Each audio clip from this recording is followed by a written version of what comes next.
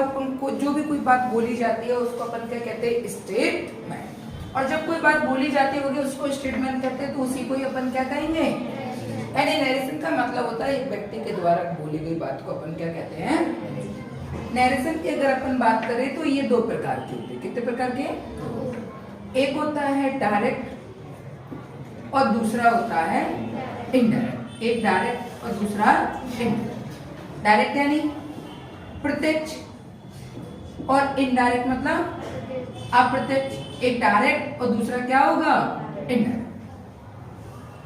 दोनों की बात की जाए तो दोनों के अलग अलग मतलब। डायरेक्ट का मतलब होता है कि जैसे मैंने कहा कि दो व्यक्ति है, एक है एक्स और एक कौन है, वाई। एक एक्स पर्सन हो गया, ये एक्स पर्सन, और ये लिखा अपन है वाई पर्सन। एक एक्स और एक, अगर एक्स को कोई बात वाई से बोलना है, एक्स को किससे बोलना है, अगर कोई बात एक्स को वाई से बोलना है और एक्स वाई से जाकर कह दे, तो इन दोनों के बीच में कौन सा बनेगा, डायरेक्ट नरेशन। कौन सी नरेशन बनेगी, डायरेक्ट। क्योंकि इसको वाई से, एक्स को वाई से बोलना था और एक्स गया और वाई से बोल दिया, तो इसको अपन क्या कहेंगे, डायरेक्ट नरेशन। इनडायरेक्ट नरेशन में क्या होगा कि इनडायरेक्ट नरेशन की अगर अपन बात करें तो ये लिखा एक्स पर्सन और फिर अपन ने लिखा बाय, और बाय के बाद क्या आएगा, जेड। एक होगा एक्स फिर बाय और फिर क्या होगा, जेड। अच्छे समझना, एक्स को कोई बात किससे कहना है, एक्स को बात किससे कहना है, जेड से। लेकिन जेड से वो बोल नहीं पा रहा। एक्स को कोई बात किससे कहना है, जेड से, लेकिन वो बोल नहीं पा रहा। तो एक्स गया किसके पास, बाय के पास। किसके पास गया, तो एक्स ने पहले बात किससे कही, तो एक्स अगर बाय से बात करेगा तो ये क्या कहलाएगा, डायरेक्ट। जब भी कोई दो व्यक्ति आमने सामने बात करेंगे तब तक वो डायरेक्ट कहलाएगा। ठीक है, भले ही अपन इनडायरेक्ट पढ़े तो क्या होगा, लेकिन जब तक दो व्यक्ति आमने सामने बात करेंगे वो दोनों तो इनडायरेक्ट ही होंगे। तो कहने का मतलब ये है कि x ने y से अगर कोई बात कही है तो x और y के बीच में कैसी बात होगी, डायरेक्ट बात होगी। अब x जो है वो z से बोलना चाहता है, लेकिन कह किससे रहा है, देखो बोलना किससे चाह रहा है, लेकिन कह किससे रहा है। जैसे मैंने कहा कि बोलना किससे चाह रहा है, z से, बोल किससे रहा है, y से। तो x y के पास क्या है कि मेरा एक काम कर देगा क्या, बोले कि बताओ क्या करना है, कि जेड के पास ये खबर पहुंचाना है, कोई बात होगी उसको उससे कहना है, कि वो जेड से कह देगा क्या। तो बाय बोला उससे कि मैं क्यों बोलूं, तू बोल दे, तू नहीं बोल पा रहा है। तो बाय ने कहा कि आजकल मैं उससे बात नहीं करता, मेरी बात नहीं होती, आजकल क्या है मैं उससे दूर दूर रहता, तो मेरी बात को तू बोल दे। नहीं समझ बात। एक्स किससे कहना चाहता है, जेड से, लेकिन एक्स कह किससे रहा है, और इससे अपील कर रहा है कि तू जेड से कह दे। तब इसने रिप्लाई दिया कि तू भी तो बोल सकता है, डायरेक्ट बोला कि मैं आजकल इससे बात नहीं करता। तो एक्स ने जो बात बाय से कही है वो क्या होगी, अब बाय गया किससे कहने के लिए, किससे कहने के लिए, बाय जेड के पास गया और जेड से बात कर रहा है, और बाय ने जेड को सारी बात बता दी। किसकी,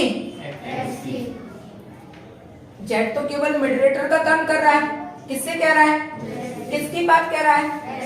तो एक्स और जेड के बीच में कौन सी बात होगी, कौन सी बात होगी, इनडायरेक्ट। नहीं आई बात समझ में, कौन सी बात होगी, इनडायरेक्ट। अगर ऐसे नहीं तो ऐसे समझो कि एक था ए और ए का दोस्त बी और बी का दोस्त क्या, सी। ए का दोस्त बी का दोस्त बी का दोस्त सी है और ए का दोस्त कौन है, ए ने कोई बात किससे कही, बी ने वही बात किससे कही, तो ए ने बी से कही, इन दोनों के बीच में क्या होगा, क्या होगा, डायरेक्ट। बी ने वही बात सी से कही, क्या होगा, डायरेक्ट। क्या होगा, ये दोनों तो आपस में बात कर रहे हैं ना, बी सी से कहेगा तब तक तो डायरेक्ट है। अगर मैं किसी भी पर्सन से बात करूं उस पर्सन के लिए तो कम से कम मैं डायरेक्ट ही रहूंगा, बात भले मैं चाहे किसी की भी करूं।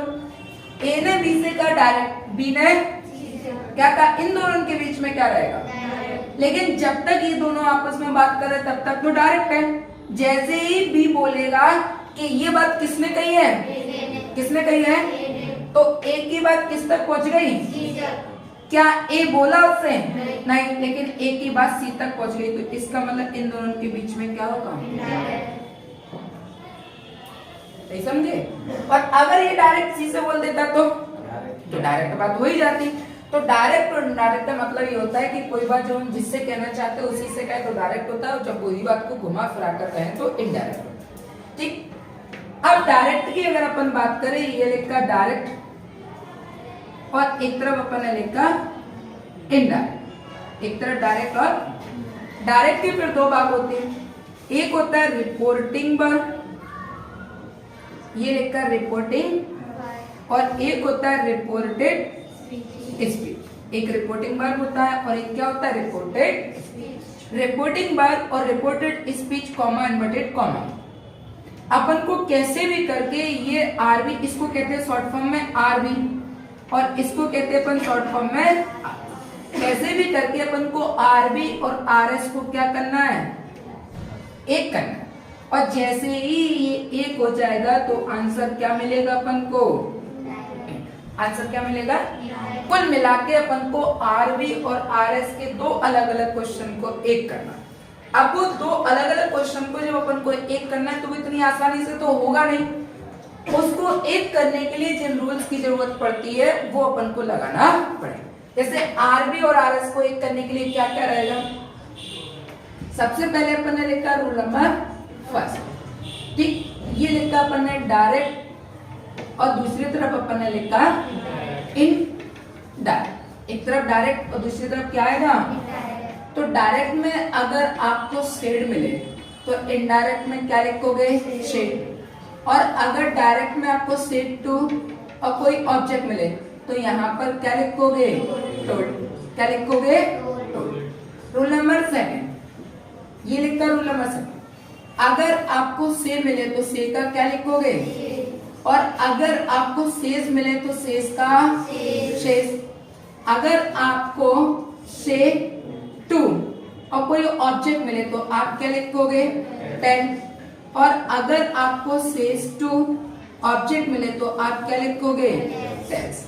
शेड का शेड टू, से का शेष का, से टू ऑब्जेक्ट का, शेष टू ऑब्जेक्ट का, एस लगा तो एस लगा देना, नहीं लगा तो, यानी ये दो।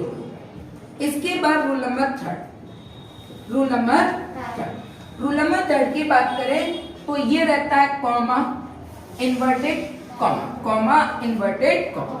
तो अब अपन क्या करेंगे कि आर ये लिखा अपन ने डायरेक्ट, ये लिखा डायरेक्ट और ये लिखा इनडायरेक्ट। डायरेक्ट और डायरेक्ट में अगर आपको कॉमा इन्वर्टेड कॉमा मिलता है तो इनडायरेक्ट में आपको किसका प्रयोग करना पड़ता है? यानी कॉमा इन्वर्टेड कॉमा हटा के अपन क्या लिखेंगे? इसी को ही दूसरे तरीके से अपन कहते हैं क्या कि ये लिखा आरबी और ये लिखा आरएस। आरबी और आरएस के सेंटेंस को जोड़ने के लिए अपन किसका प्रयोग करते हैं? किसका प्रयोग करेंगे? आरबी और आरएस के सेंटेंस को जोड़ने के लिए अपन किसका प्रयोग करते हैं? आरबी और आरएस के सेंटेंस को किससे जुड़ेंगे? यानी मैंने कहा डायरेक्ट नरेशन, नरेशन के दो भाग है, डायरेक्ट और डायरेक्ट के फिर दो भाग है, एक होता है आरबी और एक होता है। तो आरबी और आरएस को अपन को कैसे भी करके एक करना है, और वो एक ऐसे नहीं होगा, उसमें भी रूल लगते हैं, और जो रूल लगते हैं उसमें मैं कह रहा हूँ कि आरबी और आरएस को जो हम एक करेंगे तो किसका प्रयोग करेंगे? यानी आरबी और आरएस को जोड़ने के लिए जिस चीज की जरूरत पड़ती है वो कहलाता है, और दैट किसका काम करेगा? कंजंक्शन। यहाँ तक कोई दिक्कत नहीं। इसके बाद अपन ने लिखा रूल नंबर 4। रूल नंबर 4 जो होता है वो होता है सब्जेक्टिव केस पर। किस पर होगा? ये क्वेश्चन करेंगे तब ज्यादा समझ में आ जाएगा। एक तरफ अपन ने लिखा आरबी और दूसरी तरफ लिखा आरबी और ये लिखा आरएस। आरएस में अगर आपको आई और वी मिल जाए, क्या आई और वी, तो ये चेंज होता है। ये क्या होता है? चेंज होता है। ये क्या होता है? चेंज होता है। किससे? रिपोर्टिंग वर्ब के। और अगर आपको यू मिल जाए तो ये क्या होगा? चेंज होगा। किससे? रिपोर्टिंग वर्ब के।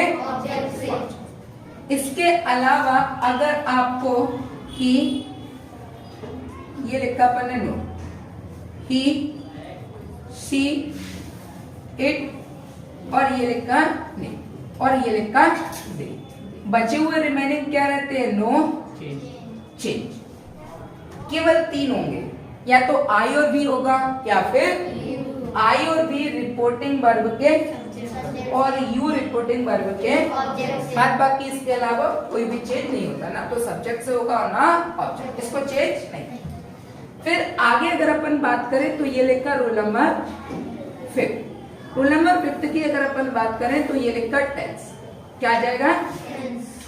देखो ये प्रेजेंट रहेगा, ये क्या रहेगा? तो ये क्या आएगा? पास्ट। प्रेजेंट का क्या हो जाएगा? ये लिखा वर्ब की फर्स्ट फॉर्म प्लस एस या एस, डू या डस, तो ये बनेगा वर्ब की सेकंड फॉर्म और डिड। इसके बाद दूसरा कि अगर ये लिखा है इज एम आर, तो इज एम आर का क्या रहेगा? वॉज या। फिर इसके बाद अपन ने लिखा यहाँ पर हैज और ये लिखा है, तो हैज और हैव का क्या होगा? पास्ट। फिर अपन ने लिखा यहाँ पर हैज बीन और ये लिखा हैव और ये बीन, तो हैज बीन और हैव बीन का क्या होगा? Had been. फिर लिखा वर्ब की सेकंड फॉर्म और डिड, सेकंड फॉर्म और डिड होगा हैड, किस में जाता है? फिर लिखा अपन ने ये वॉज या वर, तो ये रहता है हैड बीन में, किस में रहेगा? हैड। इसके बाद ये लिखा अपन ने हैड, तो हैड का क्या रहेगा? हैड। फिर लिखा अपन ने अगला हैड और ये बीन, तो हैड बीन का क्या रहेगा? हैड और ये बीन। फिर इसके बाद अपन ने आगे लिखा बिल, तो बिल का क्या होगा? गुड, बिल का। फिर अपन ने अगला लिखा सेल, अगला क्या लिखा? सेल के 2 होते हैं, एक होता है गुड और एक होता है शुड। देखो नॉर्मली बात हो तो अपन किसका प्रयोग करते हैं, और अगर एडवाइस हो तो अपन किसका प्रयोग करते हैं? फिर इसके बाद अपन ने अगला लिखा कैन, तो कैन का क्या होगा? कुड। और ये लिखा अगला मे, और मे का पास्ट क्या होगा? मे का पास्ट क्या होगा?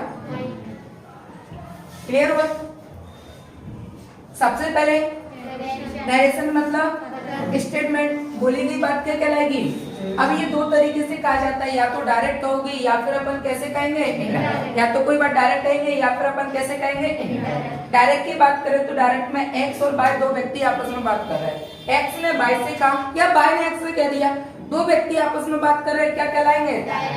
एक्स, वाई और जेड। एक्स बात किससे कहना चाहता है, लेकिन उससे डायरेक्ट नहीं कह रहा है, उस किससे बोलना है? वाई से बोल रहा है कि तू जेड से बोल देना, और बाय गया जेड से कहने के लिए, तो इन दोनों में तो डायरेक्ट बनेगा, तब तक ये दोनों आपस में बात कर रहे हैं। लेकिन बात किसकी कर रहे हैं? तो एक्स की बात जेड तक पहुंच गई कि नहीं पहुंच गई, तो इन दोनों के बीच में क्या हो जाएगा? फिर डायरेक्ट के कितने बाद? आरबी और आरएस को कैसे भी हमें एक करना है, तो क्या कहलाएगा? इनडायरेक्ट।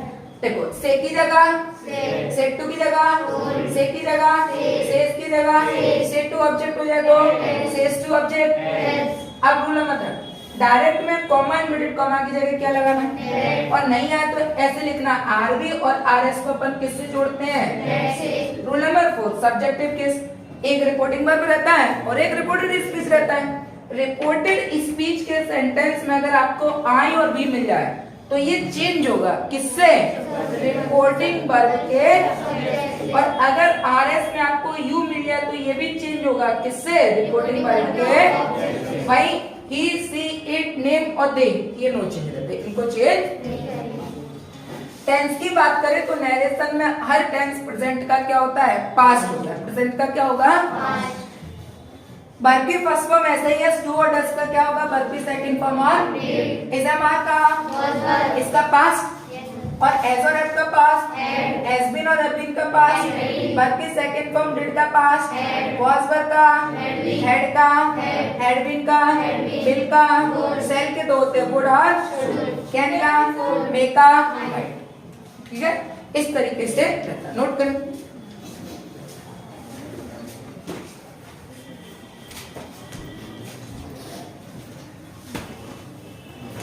नोट कर लो।